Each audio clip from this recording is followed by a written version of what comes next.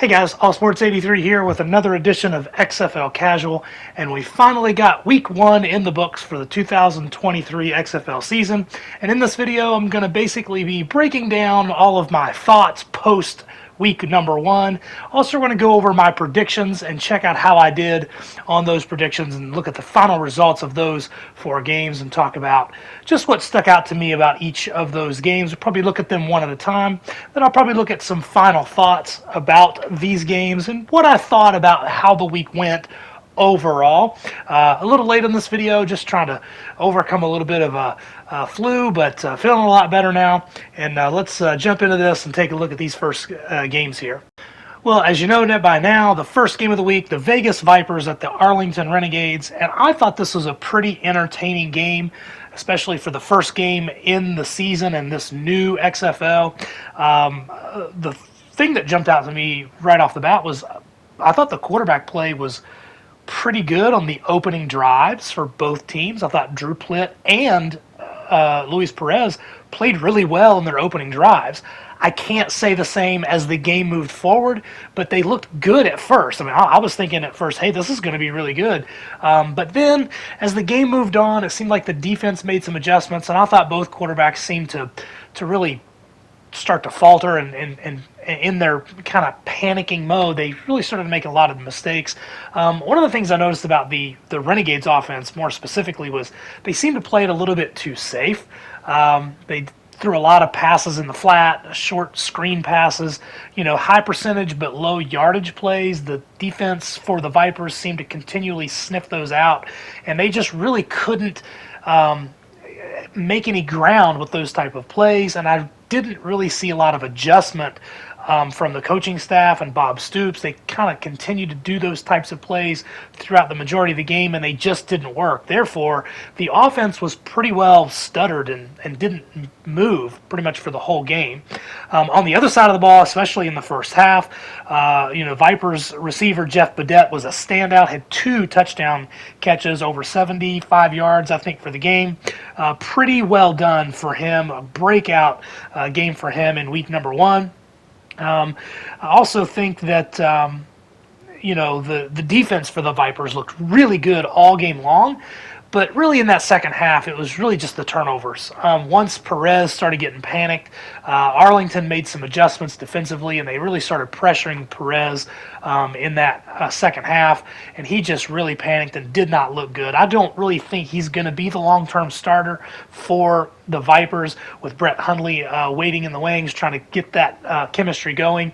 But, they just really did not look good offensively in the second half of the game. And so really the game went down to the wire. As we look at the predictions here, I had predicted a 22-16 win for the Renegades, and the result was a 22-20 win for the Renegades. So really not bad as far as my predictions are concerned, so I'll take the win. I don't think we got to this score in any way that I thought it would, but I will take the win nonetheless, and so I am 1-0 as we move forward in the predictions for the season. Week one started out pretty good for me with a Renegades victory. Okay, so the Saturday night game between the Orlando Guardians and the Houston Roughnecks, it really started off with a bang. I mean, the Guardians got the ball, they marched right down the field, scored a touchdown, which sort of surprised, I think, a lot of people based on how everyone predicted this team might be this season. And so for a minute there, we were thinking, oh, wow, the Guardians have shown up. They're trying to prove the world wrong, and I think they were. But as Houston settled in, I think this game turned into what most people thought it might look like. Orlando just really didn't look that good offensively after that opening drive. I will say the one thing that did look good about Orlando were their away jerseys. I was kind of surprised. I think they look really good on the field. They look really good on television. So I'm happy about the way their away jerseys look. But that's about the only thing I can say positive about the Guardians for this game. Again, once Houston kind of made some adjustments and settled into the game, they really just dominated all game long. For me, the standout for this game was Bax Borghi, the running back for Houston. He seems like a really interesting watch. I will say this is probably the best I've ever seen Brandon Silvers look. He looked mostly put together throughout the game, but he had a lot of help. That Houston defense was just awesome against the Guardians. He had a lot of time on the field, but I do think you give him a little credit. He did look good for most of the game, and but also Max Borghi looked really, really good. I will say that I was pretty good with Dormity's play for the Guardians. Unfortunately for him, he came into the game at a time where it was basically desperation mode during his entire time on the field, so he was forced to just keep slinging it, and usually that increases the chances of turnovers and interceptions, and that is what happened. He did have a really nice touchdown drive. So, we might see a little bit more of Dormity moving forward for the Guardians, who knows. But this really wasn't as entertaining of a game as we might hope it would be for week number 1. As far as the predictions, I had a 26-13 victory for the Roughnecks. And again, I thought this game ended up playing out the way I thought it would. I just underestimated the score. 33-12 was the score for the Roughnecks. They actually scored a little more than I thought they would. But again, I'm 2 for 2 on Saturday's games in the XFL, and we'll move on to the next one here. And that was the St. Louis Battlehawks at the San Antonio Brahmas, and this was kind of an interesting game overall. It was a little bit of a snooze fest in terms of football, especially if you like offense. Now, if you like defense, this may have been the game for you, but most people like a little more scoring, and the game just didn't look super appealing for the average football fan, just in my opinion. And part of the issue with that is the offensive line play. Now, I will tell you, in the face of what I just said, I think the 2 best quarterbacks for week number 1 were in this game. Now, the stats may not show you that. They don't tell you that story, but let me explain what I mean by that. So A.J. McCarron and Jack Cohen both had low numbers for the most part of the game. They couldn't move the ball super well. They didn't have a lot of numbers. But the thing that really stood out to me for both of these quarterbacks, especially A.J. McCarron, is that they didn't have any time to make any decisions during the game. Even the announcers were making comments that at one point McCarron couldn't even plant his back foot in his drop back before he was facing defenders in his face. So the offensive lines for these teams really were terrible at pass protection. And so neither of these quarterbacks had any time to make any decisions in the passing game. And so why I think they did so well in this game is because typically what you see in leagues like this, especially spring football, is quarterbacks will panic and try to do too much. We saw that in the first game. We saw it in the second game. We saw it even more so in the last game of the week. But in this game, for the most part, McCarron and Cohen did what they could, but didn't try to do too much. They would take the sack. They would throw the ball away, live to see another day. And so it made the game very low scoring, but you didn't see a ton of turnovers. And so it turned into this kind of defensive, kind of grunted out kind of play until you got to the very end, which we had this amazing comeback victory from the St. Louis Battlehawks. So I just wanted to point that out. There's more than one way to show the prowess of a quarterback play, and I think that McCarron and Cohen both showed that for the Battlehawks and Brahmas in this game. As for the predictions, I had the Brahmas finishing this one out by a 1-point victory of 22-21. Instead, Battlehawks got that amazing comeback victory, 18-15. So I did lose that one, but it was certainly a fun way to watch a prediction go south. The best thing about this game was the last 3 minutes of the game. We get to see all of the things that the XFL was hoping fans could see, with the 3-point conversion, the 4th and 15 substitute for the onside kick. We really got to see it all. It was such an exciting finish, which was really opposite of what the game really was looking like throughout most of the game. So great finish to this game, and certainly a game to be excited about for those last 3 minutes. And on to the final game of week number 1, and that was the Seattle Sea Dragons at the DC Defenders. And just as I thought, and it played out, in my opinion, this was probably the most exciting game of the week. There was a good bit of offense. There's pretty good defensive plays. The game would slow down at moments, but then it would kind of pick back up, and you'd see some really interesting things. Maybe one of the most exciting plays of the week was that opening drive touchdown flip that Ben DiNucci kind of flipped the ball to Josh Gordon in the end zone. That was a really exciting play. There were a few other exciting plays throughout the course of this game. I thought Ben DiNucci played pretty well for the most part. He sort of fell apart there toward the end of the game. I also thought the Sea Dragons played it safe with their offensive strategy as well. Kind of maybe hurt their chances at being a little bit more successful. And then, we'll see what happens with DiNucci moving forward. He didn't look super great in that fourth quarter. They had some moments, but that fumble at the end kind of destroyed their chances. But it had a great finish at the end. It went down to the wire. We thought this game would be really high scoring. It wasn't so much. But again, I think that was indicative of the fact that defenses kind of have the advantage in the early going with these spring leagues. We saw it in 2020. We saw it again last year with the USFL. And so we saw that again with the defenses in week 1 of the 2023 season for the XFL. Moving on to the predictions, I had predicted kind of a higher scoring game. The Sea Dragons would get the win on the road, 29-23. That's not what happened. Instead, the DC Defenders would get the win, 22-18. This was a really fun game. Again, I thought kind of had my interest all the way through. I really enjoyed watching it. And so I'm pretty excited to see both of these teams moving forward. I think both quarterbacks played pretty well for the most part, even though, again, we had some struggling offensive lines. And that's really one of the biggest takeaways as we move into some of my final thoughts about week number 1.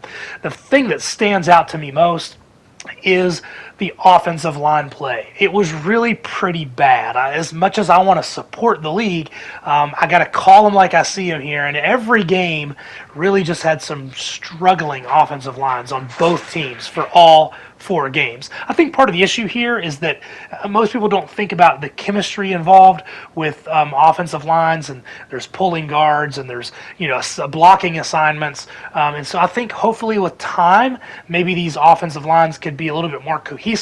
I'm sure there's a little bit of a talent drop off from what we're used to seeing like in the NFL, but hopefully they can kind of right the ship just a little bit moving forward. But the offensive line play really wasn't very good in week number 1. In terms of presentation, I thought for the most part, presentation for the XFL week 1 was absolutely amazing. The thing that sticks out to me most is that review process when there is a questionable call on the field. Dean Blandino calls down, they stop the game, they take a look at it, and I thought for the most part that looked really, really good. The biggest thing, I've talked about this before, the accountability, that the fans are able to see exactly what's being looked at and what's being said in real time. There's kind of an accountability there. We can see exactly how this decision is being made. There was one exception to that. Typically, when they would have this review, they would show, they would have a dual screen where you would see an image of Dean Blandino kind of looking at the screen, and they would show you on the left side, kind of blow it up, show you as a fan what he's looking at, and you would be able to verify with your own eyes what he's saying and what he's seeing. But there was an incident in the Seattle and DC game where they were showing one of these review processes, but they didn't show you that blown up view of what he was seeing. You just kind of had to go off what he was saying. And I don't really like that as much, because I think he can say what he wants, all he wants, but if we're not able to see what he's seeing in a way that helps us identify what he's saying, I think that accountability is gone. And so I didn't like it when it was portrayed that way. I'd like to be able to see with my own eyes what those review processes look like. You can hear those conversations with the referees and Dean Blandino all you want, but if you can't see it while they're talking about it, it really hurts the kind of the verification process from a viewing perspective. So hopefully they'll clean that up. It looked like maybe that one incident was more of a botched moment, but overall I thought the review process was really, really good. Also, the other thing to stick out and think about would be the crowds.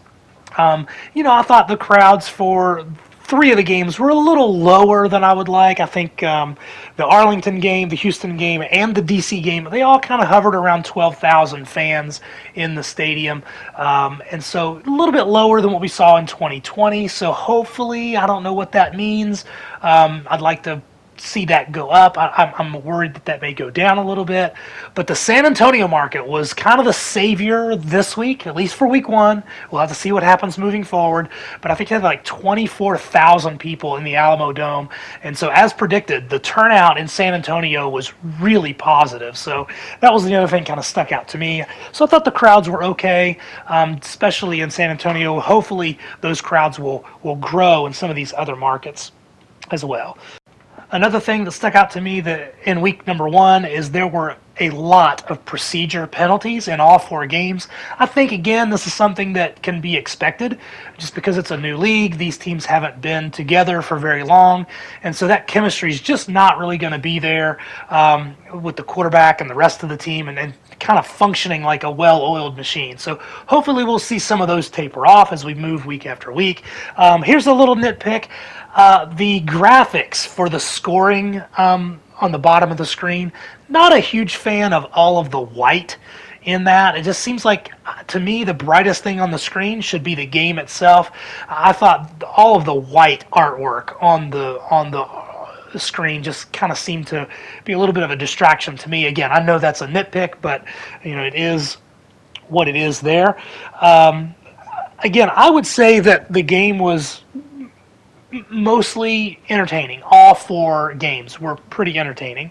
Kind of had that little bit of a dud with the Battlehawks and the Brahmas, but then I had that amazing finish, kind of saved that game as a whole. And one last kind of frustration that I have, and I mentioned this in 2020 during the first game of 2020's version of the XFL, this attempt at all access or more access to the viewer.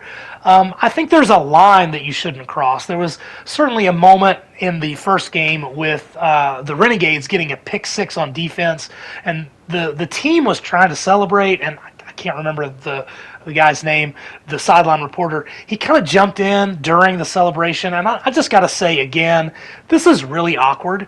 I get that they want to try to increase the amount of access for the fans, and I even support that to a point, but I do think there's a line that shouldn't be crossed. For me, watching the celebration is part of the excitement, it's part of the entertainment, and I don't personally like the idea of having a sideline reporter trying to get in the middle of all that and sticking a microphone in the middle of it. I think if you want to interview that guy, a minute later or so on the sideline, I think that to me counts as more access and kind of inside access, but I just wasn't a big fan of this trying to jump in the middle of a celebration. I think it looked awkward. It kind of made it feel a little bit awkward. I just wasn't a big fan of it. I'm sure this is something that he was tasked to do by the broadcasting network and the team, but I just thought it looked a little weird. I just wasn't a big fan of that. I'd like to see them kind of hone in that a little bit, kind of rein that back a little bit, and maybe stick to interviews taking place on the sideline, maybe just a minute or two after this big moment where you see these big celebrations. I want to see the celebration as a fan. I want to see the players have that moment without somebody getting in the middle of all of that. But I will say overall, I thought week one for the XFL was really, really successful. It's got me pumped for week number two. Obviously, I'm going to be watching all four of those games, and so I really enjoyed all four games this week. So I hope you guys like this video. Of course, this is just my opinion. You guys let me know in the comment section below what was your favorite part of the week. What are some things that you thought were a little bit challenging? Maybe some things that you'd like to see changed. Looking forward to hearing all of your thoughts. And until then, you guys have a good one.